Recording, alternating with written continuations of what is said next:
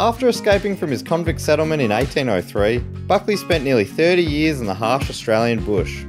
I really want to get a sense of what he felt, and what better way than on horseback. Were there horses around here back then? No, but there weren't charismatic beer show hosts around either, so let's not get bogged down in semantics. After donning my Dryzerbone and Akubra, I was ready for these rough and rowdy creatures. As I struck up a connection with these great animals, I realised how symbolic they were of my journey. After spending several hours finding some boots that fit unnecessarily well, it was time to find my horse, or as some would say, for the horse to find me.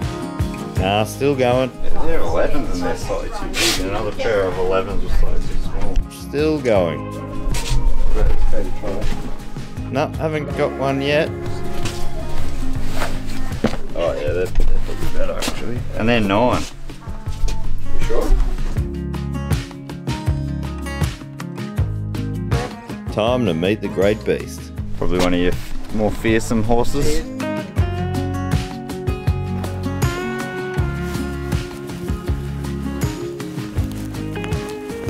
There you go. Oh, fucking hell. I am not flexible. Oh, Jesus. Feel alright? I'm sure I would fall very elegantly if it came to that. Horses first came out to Australia in 1788 on the first fleet. Wonder if old William Buckley ever wished he was travelling on horseback. Why use your 2 when you can use the horse's 4?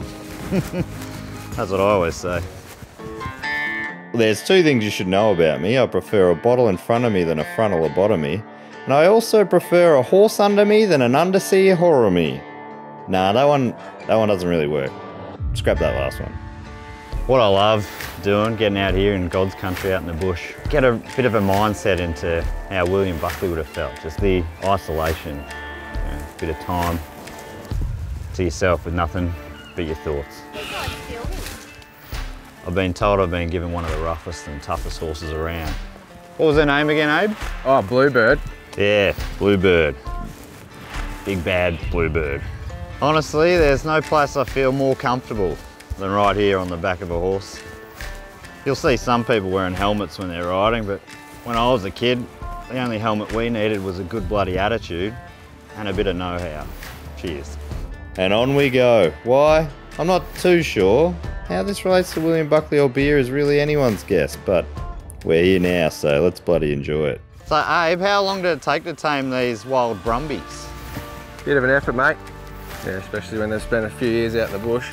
Yeah, makes sense. Yeah, the main part of their diet is spent grain from the Bell's Breach Brewery that we get. Spent grain is all the stuff left over from brewing beer. It's high in protein and amino acids. I'll be digging into some of this later, literally. Just like a cooked meal for them. Yeah, nice. Yeah, I'll bring it back and it's still hot. Horses love it. I got a similar diet to these horses then.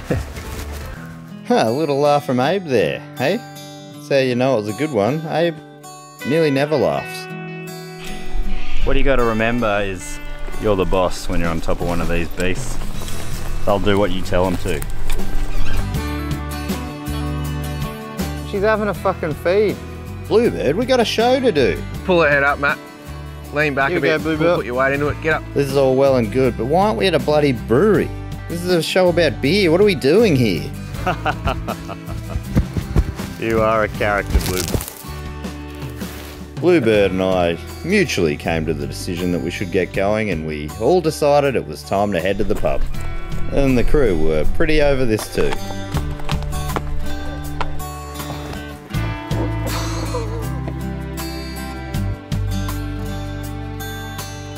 Oh yes, he is the beer pioneer. Oh yes, he is.